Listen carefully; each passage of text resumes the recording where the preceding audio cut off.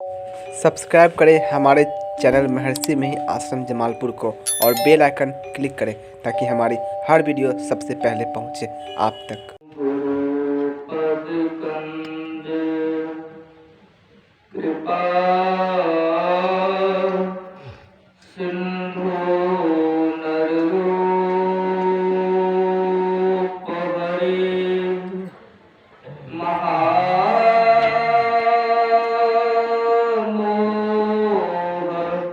तम कुंज जासु बचन रवि कर निकरो दया दृष्टि करिनासिए मेरो भूल अरुचो खड़ो तीक्ष्ण बुद्धि मोरिना आनी जोरे कहको धन्य धन्य सद्गुरु सुख दो महिमा कही न जाए जो कुछ कहूँ तुम्हारे कृपा मोते कछु न बसाए जो कुछ कहूँ तुम्हारे कृपा मोते कछु न बसाए। बोलिए प्रेम से श्री सद्गुरु महाराज की जय। श्री सद्गुरु महाराज की जय। श्री सद्गुरु महाराज की जय। अव्यक्त रूप में सर्वत्र विराजमान परमाराध्य गुरु महाराज के पावन युगल श्री चरणों में कोटि कोटि नमन। सम्माननीय सत्संग प्रेमी महानुभावों एवं सम्माननीय भक्तिमती माताओं बहनों सबों को नमन।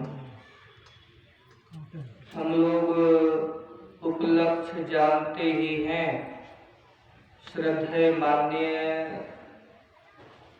देवेंद्र बाबू सासू माता जी हैं और जगदीश बाबू की स्वर्गीय अर्धाग्नि का आज पुण्यतिथि धर्म तो उन्हीं के उपलक्ष्य में सत्संग रखा गया।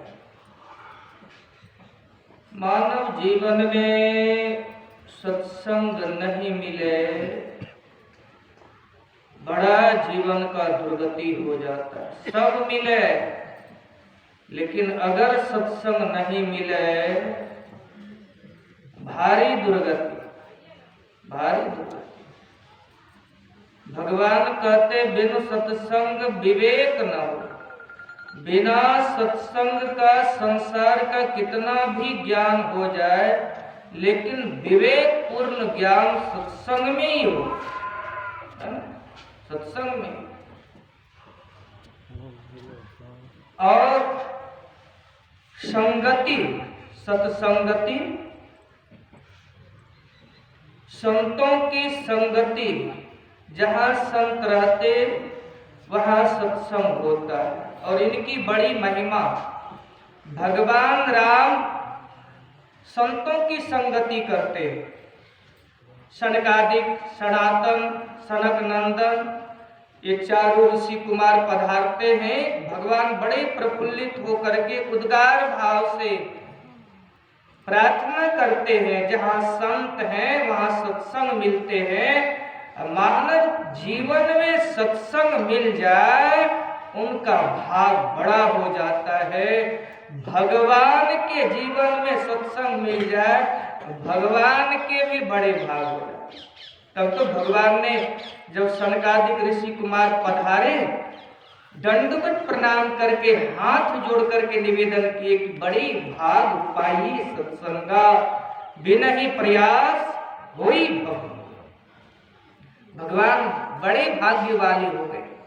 लेकिन वहीं रावण की दुर्दशा देखिए, तीनों लोकों पर आधिपत्य जमाने वाले रावण, ज्ञानी, विद्वान, राजनीति में निपुण, बहुत सारे देवी देवताओं को बस में रखने वाले रावण सब काम किया लेकिन सत्संग नहीं किया, जिसके कारण दुर्गति हो। अपना बुद्धि विवेक में ब्रेक नहीं लगाया और एक शूर्पणखा के कहने के कारण जब लक्ष्मण जी को और भगवान राम से विवाह करने के लिए शूर्पणखा राक्षस सुंदरी का वेश बना के गए, भगवान ने कहा बहुत राजा करते हैं लेकिन मेरे से ये नहीं होगा, मेरे से नहीं। क्यों? भगवान मर्यादा पुरुषोत्तम राम है ना, और मेरी मर्यादा है, मेरा विवाह हो गया है, जाओ लक्ष्मण के पास। लक्ष्मण ने कहा मैं भी विवाहित हूँ। क्रोध में आकर के राक्षस का रूप धारण करके खाना चाहे, भगवान ने आदेश दिया इनका नाक कान काट दो। वही शूर्पणखा के एक बात कहने के कारण रावण सीता का हरण कर लिया और सर्वनाश। थोड़ी सी भूल, थोड़ी सी कुसंगतों की संगति करने से रावण का दुर्दशा हो।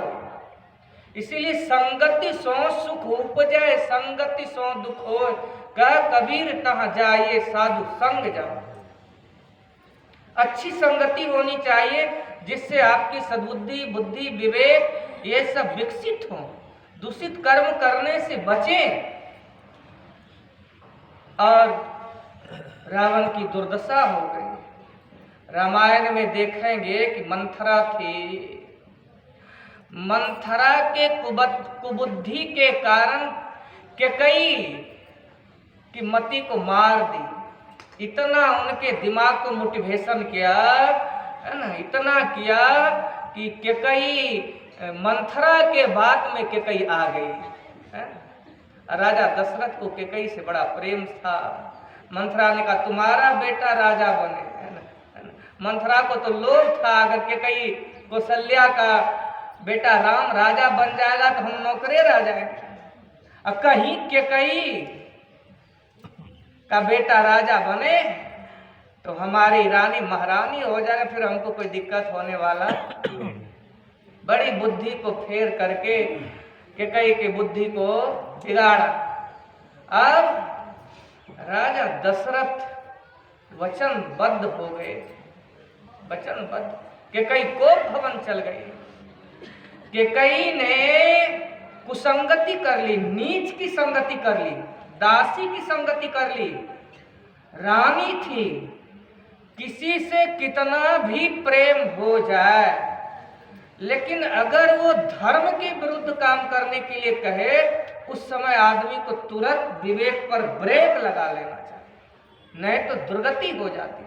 कोई कितना भी प्यारा हो, कोई कितना भी प्यारा हो, किसी से बहुत प्रेम हो, अब वो आदमी शराबी हो, कहे आपसे बहुत प्रेम है, थोड़ा शराब आप भी पी लीजिए, पिएंगे? पीते भी हैं, पीते भी, तब ना लोग को आदत लगता है। काहे पिए भाई? बहुत स्नेह था, बहुत प्रेम था, और जब आदत लग जाती है, जब दुर्गति हो जाता है तब तो बड़ा पश्चाताप होता है। बाबा कमाता भी नहीं है, कोई काम नहीं करता है, अब आदत लग गया, बिना पिए रहता। छोटे लाल बाबा एक कहानी लिखे थे कि गांव के युवक लोग शराब पीते थे और जमघट लगा हुआ रहा था। उनकी गार्जियन लोग जाकर के मुखिया जी से कहे, मुखिया जी हमारी बात लोगों को, गांव समाज किसी का बात नहीं मानता है, लेकिन आप हर तरह से समर्थ है, ज्ञान बुद्धि विवेक बल में आप जाकर के युवक लोग बिगड़ रहा है, आप जाकर के समझाए। कहाँ है? पता ले लिया, देखा जमघट लगा, शराब का बोतल रखा हुआ था, 4-5 युवक थे गांव का, पीने के लिए बैठे। मुखिया जी पहुंच गए, अरे क्या कर रहे, बहुत समझाया, लेकिन युवक लोग सुनते रहे। उसके बाद 5-6 युवक जो गांव के थे, कहा मुखिया जी आप कह रहे हैं आज के बाद से मैं छोड़ दूंगा, आज आपका बात मान लेंगे, लेकिन आप जो भी कुछ कहे सब बात मान लेंगे, लेकिन आज हमारा थोड़ा सा बात आप मान लीजिए, थोड़ा सा बात हमारा बात माने। हाँ मान लेंगे, ठीक है तुम्हारा भी बात मान लेंगे।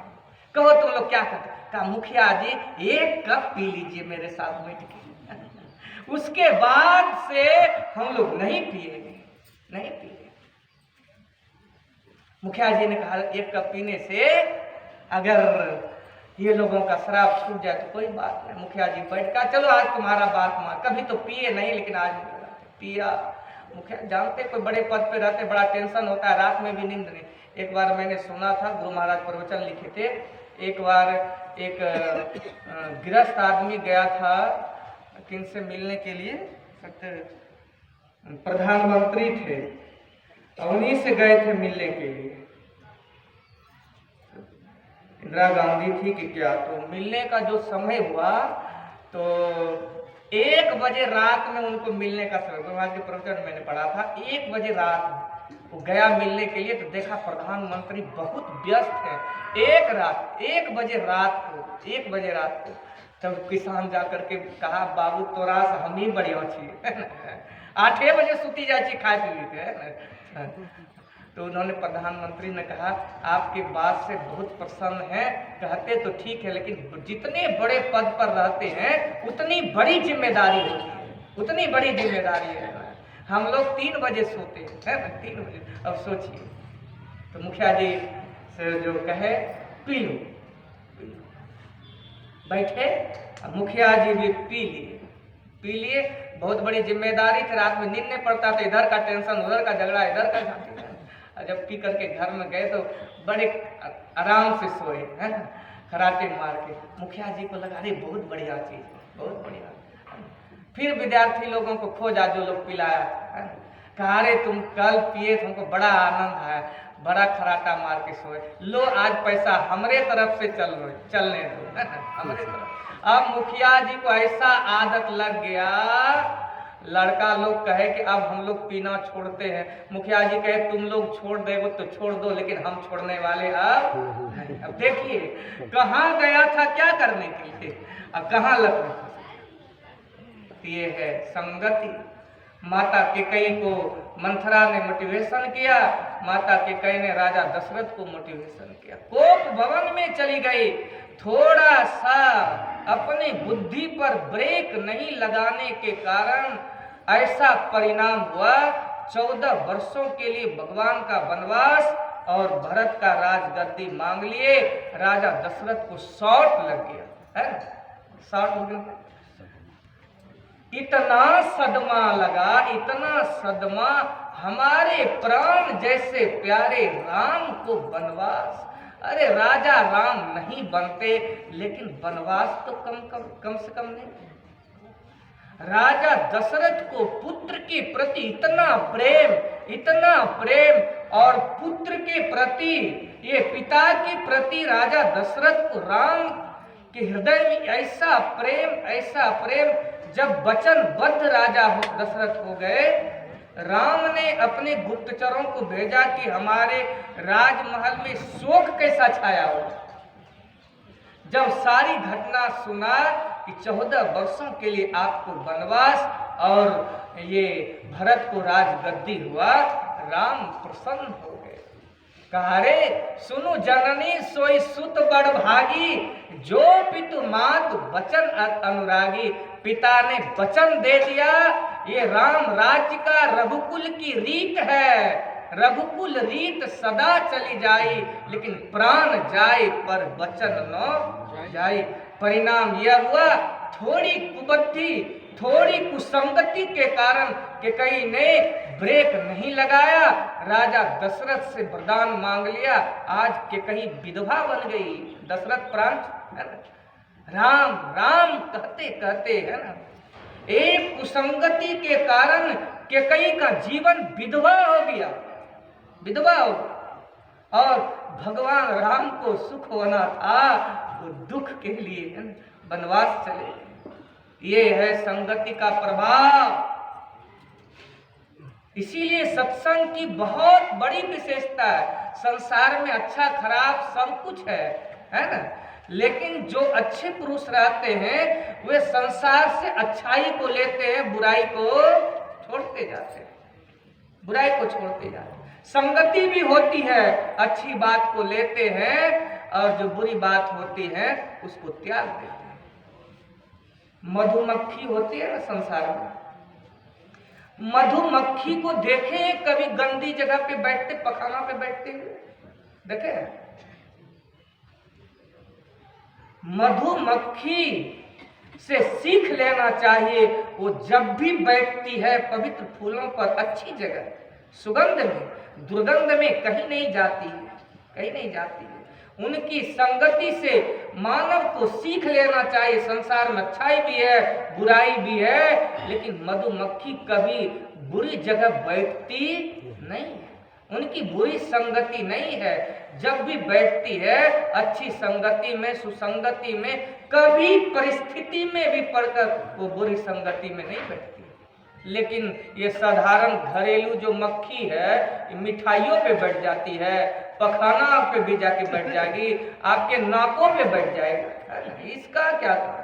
कबीर साहब ने कहा, पापी पुण्य नो भावई, पाप ही अधिक सुहाय, मक्खी सुगंधी परिहरी, जहां दुर्गंध तहां जाए। ये कबीर साहब ने उपमा दिया कि जिस तरह पापी को पुण्य भाता नहीं है, उसको सुहाता नहीं है, जिस तरह पापी को पुण्य सुहाता नहीं है, पाप ही अधिक सुहाय, मक्खी सुगंधी परिहरी, जहां दुर्गंध कहा जाए।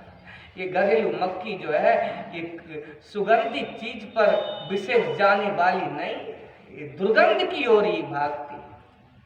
उसी तरह संसार में इसी के लिए संतों ने सत्संग का आयोजन, सत्संग के द्वारा धर्म का ज्ञान देते। बिना सत्संग का संसार में मानव को वह ज्ञान कहाँ?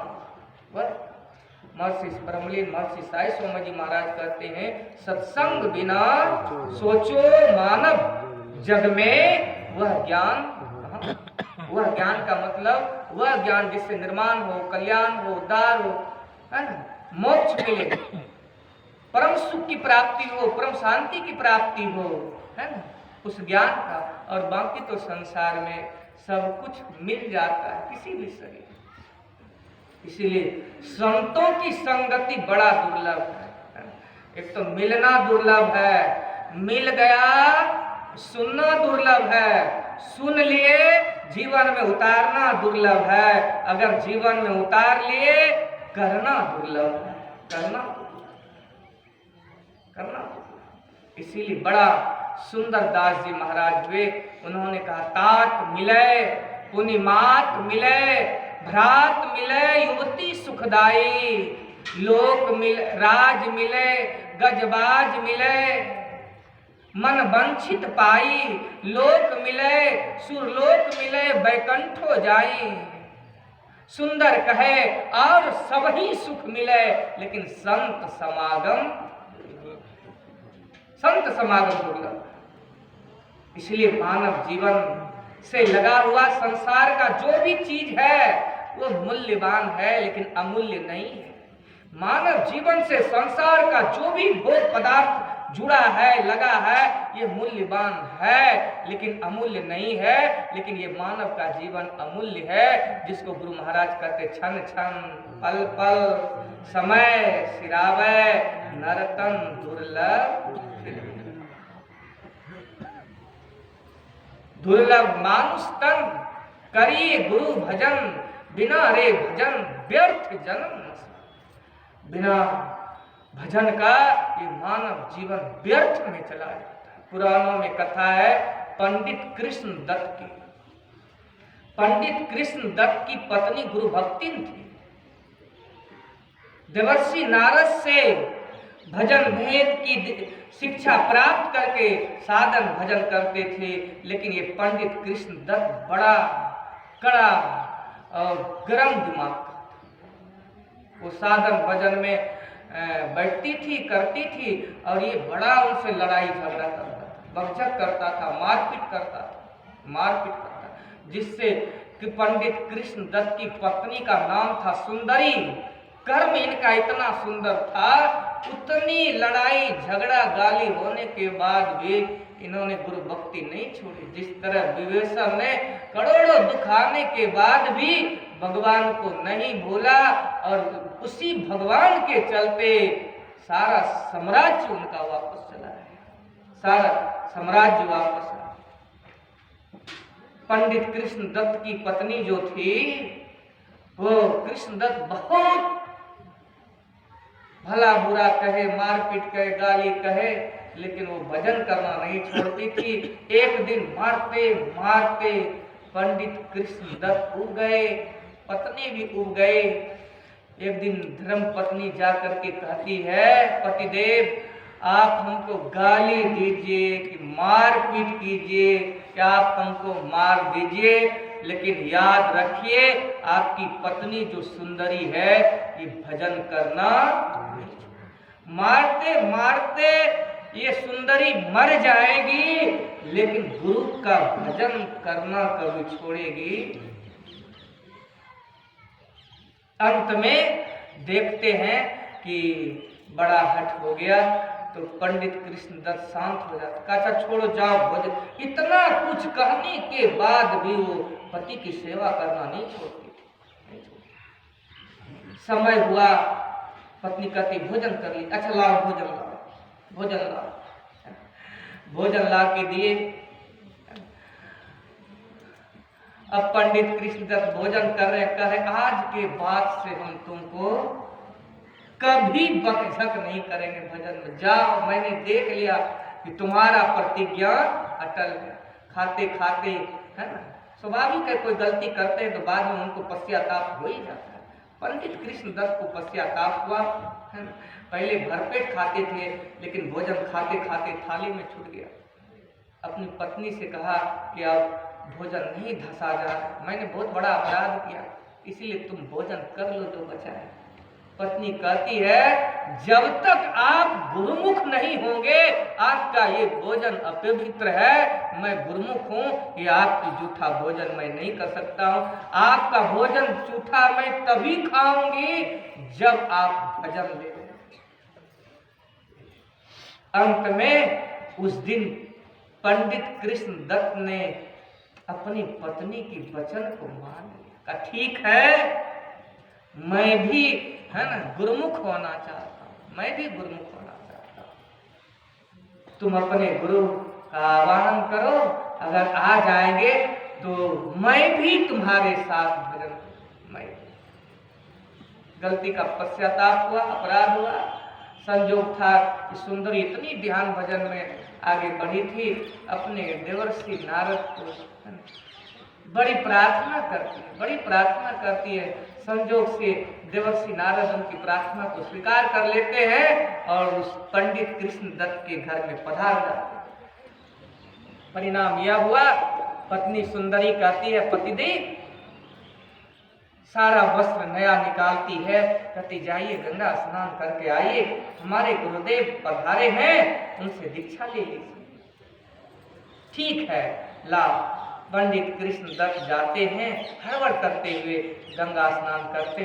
जैसे गंगा स्नान करके निकले, पंडित कृष्णदत्त के साथी ने देखा कि आज तक ये इतना हड़बड़ नहीं करता था, आज इतना हड़बड़ क्यों कर रहा है। उनके पंडित कृष्णदत्त के जो साथी तो बड़े पंडित थे, वो गंगा स्नान कर रहे थे। देखा आज बहुत हड़बड़ में है, बहुत हड़बड़। जैसे पंडित कृष्णदत्त नहा करके धोती पहन करके बाहर निकला, उनके साथी जो पंडित थे धोती पकड़ लिया, अरे मित्र कहाँ जा रहे हो। कहा जा रहे गुरु महाराज आए हैं, अब उनसे दीक्षा लेना है, अब हमसे दीक्षा लेना है, अब बिना गुरुमुख हुए मुझे भी नहीं रहा। परिणाम यह हुआ, पंडित ने कहा अरे मूर्ख क्या तुम पत्नी की बात में आ गए। अब क्या गुरुमुख की बात करता है तुम, क्या गुरुमुख तुम पंडित हो, तुमको इतना भी ज्ञान नहीं है कि पितर पक्ष का महीना चल रहा है, पितर पक्ष का महीना चल रहा है और इसमें तुम दीक्षा लेगा, दीक्षा लेगा, है ना? ये शुभ है नहीं, ये शुभ नहीं है। इसीलिए कहा पंडित जी तब क्या करें, कहा कार्तिक महीना आएगा, उसमें कार्तिक महीना शुभ है और उसमें तुम दीक्षा लो। क्या तुम इस सब के फेरा में का नहीं दीक्षा लेना, का ठीक है दीक्षा लेना, कम से कम पितर पक्ष तो छोड़ दो, ये तो मुर्दों का पक्ष है, मुर्दों का पक्ष है, पितर पक्ष मुर्दों का पक्ष है, आने दो कार्तिक और उसमें तुम दीक्षा लेना। अच्छा ठीक है पंडित जी धोतिया छोड़िए, धोतिया छोड़िए, गए घर, कहा देखिए गुरुजी आए, देवर्षि नारद आए, पत्नी से कहा कि कार्तिक महीना में दीक्षा लेना शुभ होता है, अभी पितर पक्ष चला हुआ है, इसीलिए अभी दीक्षा लेना उचित, थोड़ी संगति भारी दुर्गति, भारी दुर्गति। परिणाम यह हुआ कार्तिक आते आते आते पंडित कृष्ण दत्त का शरीर छूट गया, शरीर छूट गया। अब बिना गुरु के माला फेरत जन्म अकारत। परिणाम यह हुआ कि कार्तिक घुसते घुसते कि पंडित कृष्ण दत्त का शरीर छूट गया। संजोग ऐसा हुआ उनकी अर्धांगिनी श्राद्ध क्रिया करते करते वो हो मर गए, वो हो मर। अब क्या होगा, जन्म होगा ना, जन्म होगा। भजन तो पूर्ण नहीं हुआ, जो कि आवागमन से मुक्त हो गए। जब तक आवागमन से मुक्त नहीं होंगे भजन पूरा नहीं होगा, कर्मानुसार आपको जन्मना पड़ेगा, मरना पड़ेगा, मरना पड़ेगा। पंडित कृष्ण दत्त तो भजन नहीं किया था, परिणाम यह हुआ मन में इच्छा तो थी लेकिन संगति के कारण दुर्गति हो गया। उनकी पत्नी जो सुंदरी थी भजन किया, भजन किया और जब मरी, उनके पति भी मरे, तो सुंदरी का जन्म हो गया एक राजा, राजा चित्रसेन, राजा चित्रसेन के घर में राजकन्या के रूप में जन्म लिया। कौन? सुंदरी, कृष्ण दत्त के जो पत्नी थी, राजा चित्रसेन के घर में, है ना, राजकन्या के रूप में जन्म लिया। और उनके जो पति थे पंडित कृष्ण दत्त, जब मरा तो कुछ तो आशा था, लेकिन संगति के कारण जो दुर्गति हुआ वो भी उसी राजा के घर एक हथनी के गर्भ से, है ना, हाथी का रूप में जन्म लिया, हाथी के जी भटकता था, जन्म हुआ तो दोनों का।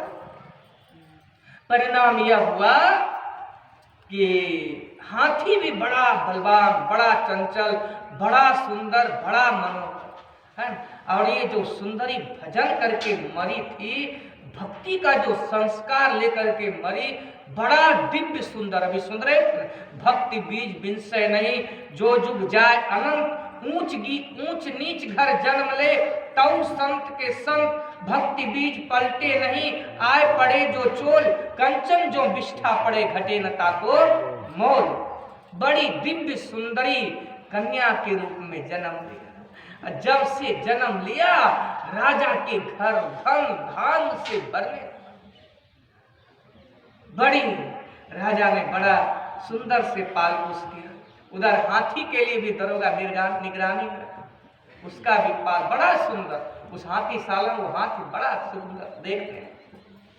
परिणाम हुआ जब वो राजकुमारी राजकन्या बड़ी हुई तो सयानी हो गई। राजा ने देखा अब इसका विवाह करा दे। तो पहले के जो राजा महाराजा लोग विवाह करते थे ना, तो स्वयंवर रचते थे, है ना, स्वयंवर। मैंने देखा तो नहीं है लेकिन सुना, तो स्वयंवर रचा जाता था। तो स्वयंवर में दूर दूर के राजकुमार लोग आते थे और राजकन्या जो है चूमती थी अपना वर को, माला रहता था, जिसके गले में टांग दिया वही उसका पति, स्वतंत्र रूप से दे दिया। लेकिन उनसे गुण, विचार, व्यवहार, कर्म तो राजकन्या जानती थी। रानी को, राजकुमारी को स्वतंत्र देती थी कि भाई तुम राजकुमार है, तुम अपना वर को चुन लो, है?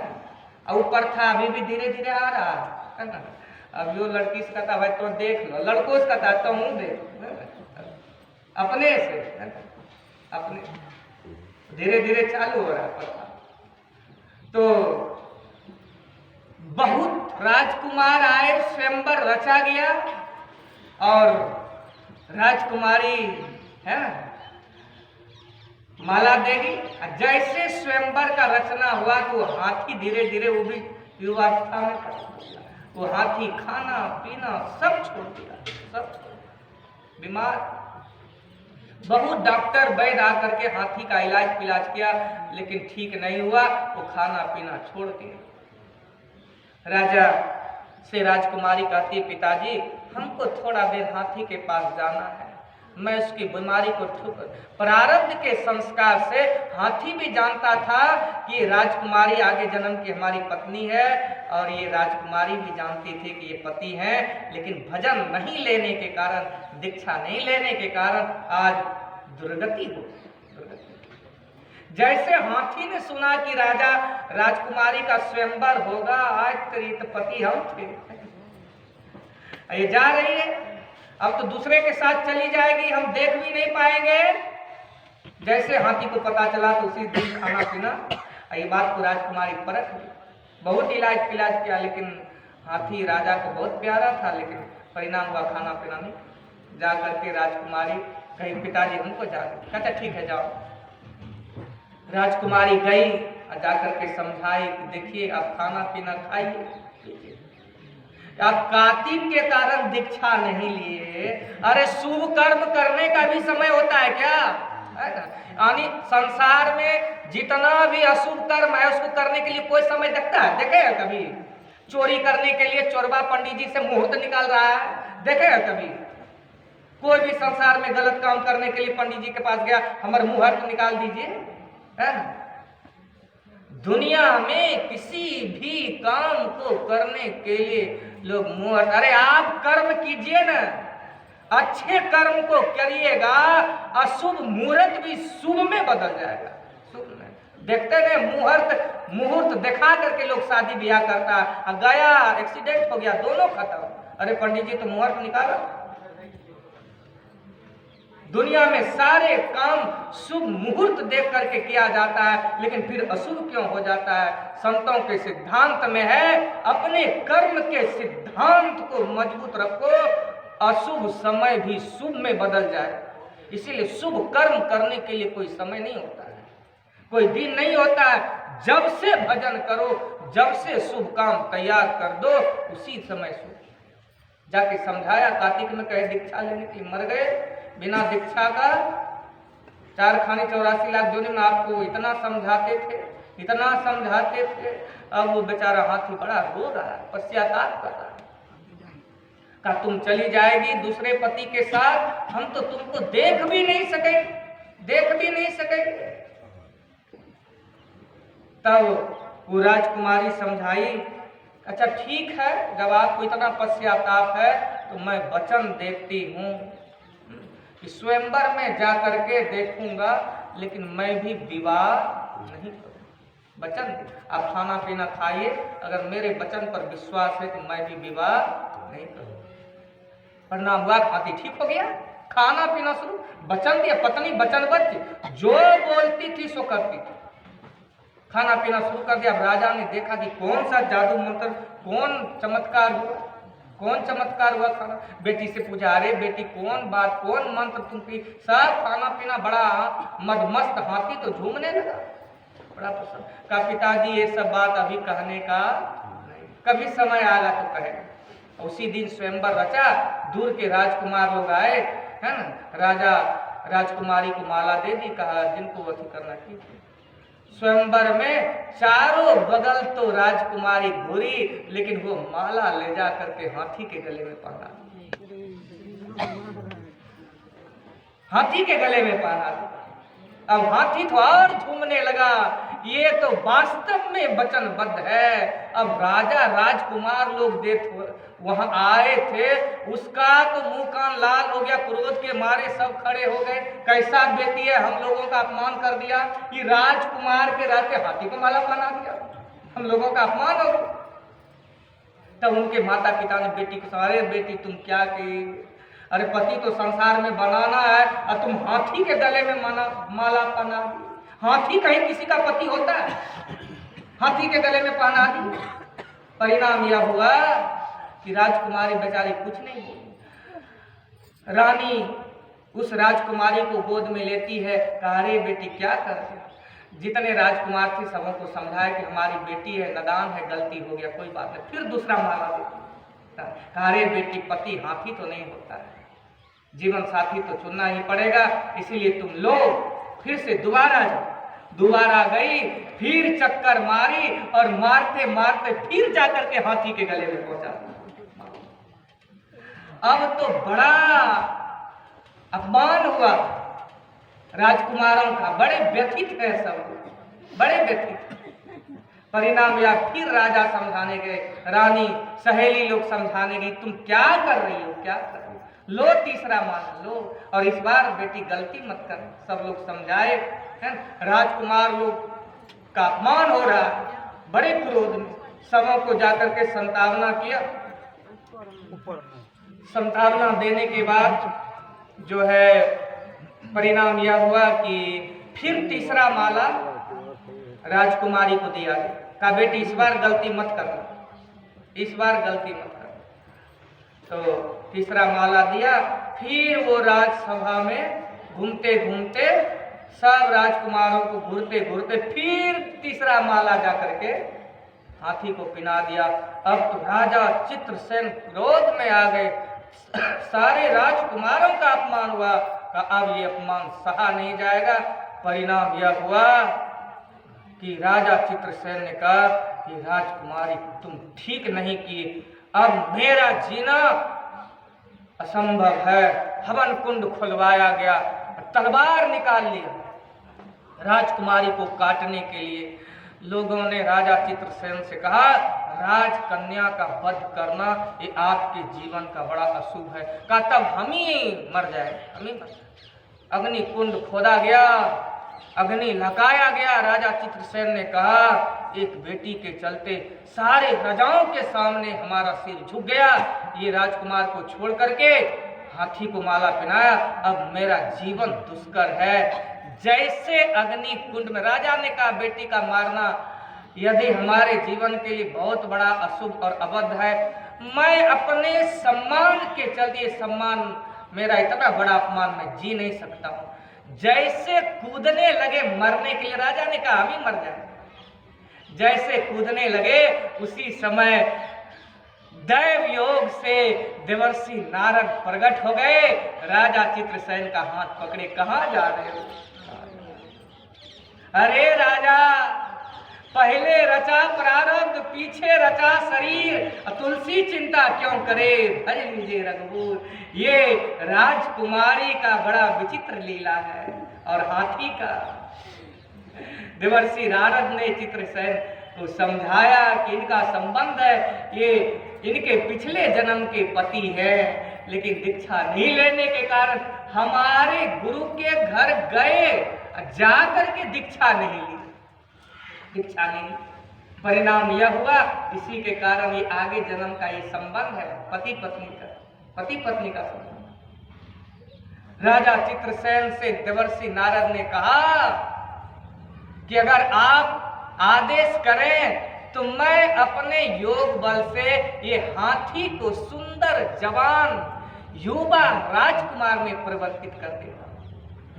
चित्रसेन चरणों में गिर गए कि महाराज आपको जो लेना है, जो करना है, जैसे किसी भी तरह से अगर हाथी युवा लड़का राजकुमार बन जाए तो इसमें है ना, आप जैसा कहेंगे, जो कहेंगे मैं भी तैयार। का जिस वक्त मैं इसको हाथी को लड़का बनाऊंगा उसी वक्त तुमको भी भगवान का भजन करना होगा। मैं लूंगा नहीं, मैं तुमको भजन भेद का दीक्षा दूंगा। राजा चित्रसेन ने कहा, महाराज मैं सर्वत्र तैयार हूं भजन करने के लिए, लेकिन ये बहुत बड़ी विपत्ति है, इसको आप संभालिए। उसी समय देवर्षि नारद गए। गुरु का जो वचन होता है और गुरु की जो कृपा होती है, जन्म जन्मांतर तक जीव जहां जन्म लेता है वहां जाकर के उनको जगाते हैं। इसीलिए गुरु सतगुरु सम हित नहीं को निस्दिन करिए सेव है। क्यों? तो तन मन आत्म रक्षक गुरु है, गुरु के ही नाम एक देव। आत्मा किसी भी जोनी में चला गया कर्मानुसार, वहां जाकर के जीव को जगा देते हैं। देवर्षि नारद की कृपा से तो हाथी है ना, योग की कृपा से वो हाथी सुंदर राजकुमार बन गया और उसी राजा चित्रसेन के सामने दोनों का विवाह कर दिया। और जैसे विवाह हुआ तो हाथी जो राजकुमार बना, देवर्षि नारद से कहा पहले दीक्षा दे दीजिए। दीक्षा क्यों? इस समय गया फिरता नहीं, जट ही करो निज का दीक्षा दीजिए, विवाह बाद में है, दीक्षा दीजिए। इस थोड़ा सा चूक के कारण हाथी बन गए। राज दुआरे बांधिया माथा धुनत गजनंद, मानुष जन्म कब पैहो भजियो परमानंद। भजियो परमानंद। एक राजा के द्वार पर हाथी बंधा है, धूल को माथा पे लेकर लगा रहा, हे भगवान बड़ी चूक हो गई, आप मानव का जन्म दे दीजिए, मैं वचन देता हूं कि कभी भजन करना। ये मानव जीवन पा करके हम लोग हाथी बनना चाहते हैं क्या? इसलिए बड़े भाग मानुष तन पाओ, हाथी तन नहीं पाओ। शरीर उनका बड़ा है लेकिन ये आदमी ऐसा है, हाथी घोड़ा सिंह कुत्ता बाघ बिलाय सबको बस में कर लेता है ना? देव दुर्लभ बड़े भाग मानुष तन पावा, सुर दुर्लभ सब ग्रंथ ही गावा। देव दुर्लभ कब? जब साधन धाम मोक्ष करी द्वारा, पाई न जही परलोक समारा, सो परत्र दुख पावई, सिर धुनि धुनि पछताए, काल ही कर्म ही ईश्वर ही मिथ्या दोष लगा। इसीलिए शुभ काम को शीघ्रता पूर्वक करना, कल करे सो आज कर, कभी साव करते आज करे सो अब पल में प्रलय होएगा, भोरी करेगा। हम लोगों का ये देव दुर्लभ मानव शरीर मिला है और भगवान ने सारी व्यवस्था दिया। जिस भगवान का शर्त माता के गर्भ में इतना शर्त किए, अब बाहर आकर के एकदम व्यर्थ हो गए, व्यर्थ। उस शर्त को बुला दिए है ना। गर्भवास में कौल किया था कि नाम जपूंगा मैं तेरा, है ना, एकदम खाली निकाली इस नरक कुंड से। मैं शर्त करता हूँ, वचन देता हूँ भगवान कभी आपका भजन नहीं छोड़ूंगा। लेकिन गोसाई लक्ष्मीपति जी महाराज कहते हैं, अंदर से जब बाहर आए प्रभु की सुधि बिसरी, भजन बिन चारों पंगी, चारों पंगी। मानव का शरीर व्यर्थ चला जाता, व्यर्थ। शादी ब्याह में गीत में संसार के नाच कूद में रात भर लोग जगे रहते हैं, कभी घड़ी की ओर दृष्टि नहीं करते हैं। लेकिन कहीं सत्संग में 10 मिनट हो गया तो बड़ा बेड़ा बाबा ठंडी मार। मैंने देखा शादी ब्याह इतना ठंडा है लेकिन सूटर नहीं पीना, सूटर नहीं पीना है। हम भी कभी कभी चले जाते हैं देखने के लिए, बाबा नहीं खाइयो देखियो तो देखते हैं, उसमें ठंडा नहीं लगता, ठंडा नहीं लगता। यहाँ देखिए ऐसा ठंडी, आज तक सुने सत्संग किसी को ठंडी मार दिया? अरे ठंडियों मार देगा। वैसा घर में जन्म होगा जिसके लिए जीवन में कभी सोचे नहीं होंगे। भगवान कृष्ण ने कहा योग के स्वल्प मास अभ्यास भी जीव को मां वैसे बचाता है। चरण दास जी महाराज की शिष्या परम भक्ति सहजोबाई कहती है, साध संग की वासना जही घट प्रगट होए, मानुष जन्म सत्संग मिले, भक्ति प्राप्त, भक्ति प्राप्त, भक्ति प्राप्त। इसलिए मानव जीवन है समय व्यर्थ में जा रहा है। इस समय को सार्थक करना है। जो भी है कबीरा संगत साध के साहब आवे याद, लेखे में सोई घड़ी बाकी दिन। भगवान ने उद्धार कल्याण के लिए मानव शरीर दिया, इस शरीर में सारा व्यवस्था की। पाठ में सुन रहे थे, भगवान कहते नरतन भव बारिधि कहाँ बेरो, सन्मुख मरुत अनुग्रह मेरो, करन भार सद्गुण दृढ़ नावा, दुर्लभ साज सुलभ करि पावा, जोन तरे भवसागर नर समाज अस्पाय, सोकृत निंदक मंदमति आत्म हनगति। मनुष्य का शरीर नाव है, संसार भवसागर है, और संत सदगुरु क्या है? केवट है, केवट खेवने वाले, खेवने वाले। और मजबूत मल्ला है, जिसको कबीर साहब ने उदाहरण भी दिए कि गुरु से कर मेल गमारा। है संसार के गमारे लोग, किधर तुम्हारा मुख है?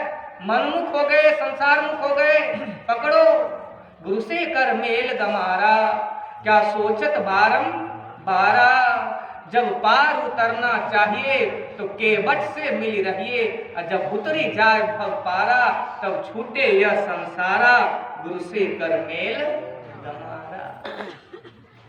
मनुष्य शरीर मिला है, ये नाव है, संत सदगुरु मल्ला है, खेवने वाले हैं, और ईश्वर अनुकूल वायु, सारा व्यवस्था भगवान दे दिए, सारा व्यवस्था। इसलिए ये सारी व्यवस्था को रहते हुए जो भजन नहीं करते हैं उनकी भारी दुर्गति होती। जोन तरे भवसा नर समाज अस्पाय, सो कृत निंदक। परमात्मा के दरबार में करोड़ों निंदा का पात्र बन करके जाता है, जिसको भगवान ने भोगने के लिए 4 खानी में 84 लाख योनि बनाए। आकार 4 लक्ष्य 84, जोनी भ्रमत जीव अविनाशी, फिरत सदा माया कर प्रेरा, काल कर्म स्वभाव गुण घेरा। काल कर्म और स्वभाव गुण के घेरे में ये जीव सदा 4 खानी 84 लाख योनि में भटकता रहता है। इसके बचाने का एक ही उपाय है कि गुरु से कर मेल गमारा, का सोचत बारम। इसलिए गुरु महाराज जैसा जैसा कहे हम लोगों को, जब तक जीवन है, गुरु महाराज तो कहे हम ये सत्संग जो है मेही दास का श्वास ही है, यानी मेही दास के जीवन का प्राण ही है। जैसे मानव शरीर के जीवन का प्राण श्वास है, उसीलिए गुरु महाराज ऐसा उपदेश दिए, मेही दास के जीवन का जो प्राण है वो सत्संग ही है। इसलिए गुरु महाराज बहुत वृद्ध हो गए थे, मोटी मोटी तकिया भद्रतवा लगाते थे, लेकिन जब समय होता था, सत्संग प्रारंभ हो जाता था, गुरु महाराज उठा करके कहते थे बैठाइए, वो बैठते थे गुरु महाराज। इसलिए हम लोग सत्संग को पकड़े रहेंगे, ये लोग पर लोग कभी न कभी कर्मानुसार ऊंच नीच जन्म होगा, अच्छे अच्छे कर्म को कीजिए। और गुरु महाराज जैसा किए कि धर्म के साथ साथ सिद्धांत परिभाषा, गुरु महाराज के सत्संग ध्यान करो, और इस सत्संग ध्यान में उन्नति के लिए, उर्दगति के लिए सदाचार का पालन करना है। झूठ चोरी नशा हिंसा व्यभिचार से बचेंगे तब सत्संग ध्यान में उन्नति होगा, नहीं तो मानव जीवन मिलेगा लेकिन दुर्गति हो जाए, दुर्गति हो। इसलिए घर में रहें, परिवार में रहें, कमाए खाए, और समय पे जिस तरह भोजन करते हैं, जलपान करते हैं, चाय पीते हैं, समय हो गया लाभ, चौकिए पर छे लाभ। जब तक चाय, एक आदमी का बाबा जब तक चाय नहीं दे तो हमार नींदे नहीं टूटे ला। देखिए जैसे समय पे सब काम करते हैं, उसी तरह समय पे सत्संग भजन करेंगे, ये लोग पर लोग बनेगा। सभी अनुसार आप लोगों की सेवा में यही कहा। बोलिए प्रेम से।